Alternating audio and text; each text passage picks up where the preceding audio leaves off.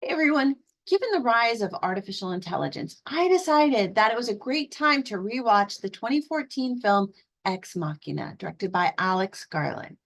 When it came out 10 years ago, the vast majority of people didn't really understand AI, and AI itself was still in an early stage of development, with research being done in private and public labs before the general public really knew anything about neural nets, large language models, or even generative AI. So, Ex Machina felt like this incredible look behind the curtain and into the mind of a somewhat mad genius who created an embodied artificial general intelligence, which is to say, a robot with an AI mind. So, a decade later, how did Ex Machina's story and the AI technology hold up? As we get into this, please do be sure to give this video a thumbs up if you like it and subscribe for more videos. It's a great way to tell YouTube's AI to keep sharing this review or not, but of course, I hope you do. You will absolutely make my day if you give this video a thumbs up. One day the AIs are going to look back on us the same way we look at fossils. All right, so let's get into this.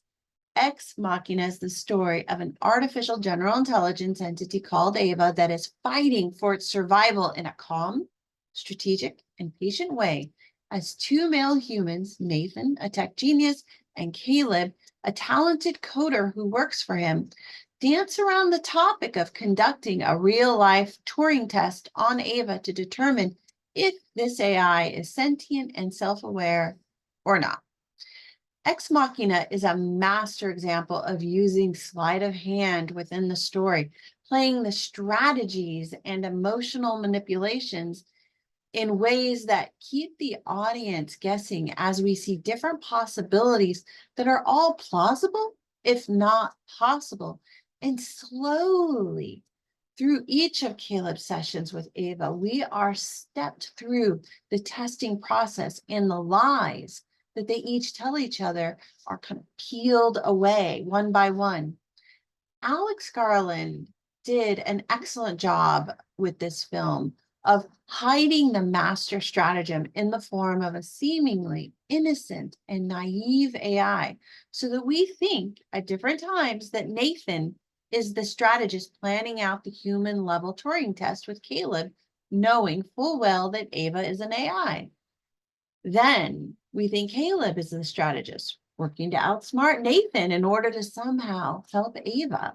Then there's a moment that Nathan actually tells Caleb there's a third option, that Ava is playing with him to get what it wants. But you don't get the sense that Nathan is worried about that because he thinks he's smarter than Caleb and that he's got it all handled. The film also did a great job of establishing the dark and sensual mood with its use of remote scenery, an almost monochrome color palette, and the Barbie doll shape of Ava's body that uses a combination of clear surfaces, fleshy areas, and fabric to mimic a half shirt and underwear. There were these uncomfortable moments of sex appeal when she put on or removed human clothing. The setting of the house in the Alaskan wilderness was kind of remote, and it also served as Nathan's research lab, creating this deep sense of isolation that was heightened by the sleek and austere decorations within the house. And the alcohol-fueled binges created these moments of drama that felt like Nathan was just one or two steps away from possibly being insane. Altogether, it was a mixture that created a fantastic backdrop against the strategic power plays that all three characters were playing against each other. The actors all do a great job with their roles. Oscar Isaac as Nathan does a fabulous job playing a self-obsessed tech genius who is going slightly mad in this wicked scenario that he himself created. Donald Gleeson as Caleb nails the smart but socially awkward coder who is far too innocent for his own good. He never really stands a chance against Nathan or Ava, but you still can't help hoping that somehow the good guy lands on top. And Alicia Vikander does a terrific job as Ava. She's innocent and cunning and beautiful, even in her uncanny body that looks like a short Barbie bot. It's in the final scenes that you really see how deftly she played her character, using these little tells and body signals that were a fascinating combination of human machine motions specifically designed to entice Caleb. The biggest problems are the technology and the social understanding of AI and robotics presented in the film. Some films can get away with it over the years, but a film like Ex Machina, which presents itself as a tech-savvy, futuristic AI thriller, really needs to rise to a slightly higher level here. One of the first scenes between Nathan and Caleb has them discussing the Turing test, a test developed by Alan Turing to evaluate human-level intelligence in machines by asking questions of both a machine and a human, and having the question asker not be able to tell which answer came from which entity. Ex Machina pushes this a bit further because we know that Ava's a machine, and the movie is built around this premise while also pushing it a bit further into the realm of how do you determine if a machine is self-aware or just able to intelligently answer a variety of questions. Kind of sounds like what we're dealing with in modern day situations, if you ask some people. What washes out here is a Turing test. Even at the time that this film was being made, the test was close to becoming irrelevant in practical terms, even if the wider general audience was unaware of this fact. Given the deep tech discussions between Nathan and Caleb, I would have also expected a conversation about the different forms of artificial intelligence, especially since the house was clearly monitored, if not managed, by an AI system, as well as being maintained by Kyoko, kind of a dumbed down version of Ava. The other flaw, and this one continues to be a sticking point for me in films that feature embodied AI or robots with AI brains.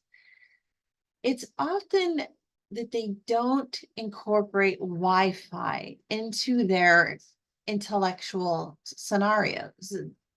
There is no Wi-Fi or cell service in the house, and Nathan says it's so that nobody can break in or leak information out, like when Caleb tried to make a phone call. Nathan didn't build a Wi-Fi capability into Ava's architecture for obvious reasons, but she's still able to create these power outages remotely.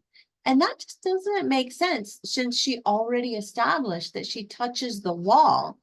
There's the charger on the wall. She has to touch the wall to power herself. If she was given a way to charge herself remotely, that was never made clear. And it would also require some kind of energy receiver or signal receiver for her to do that, or for her to send a remote power surge.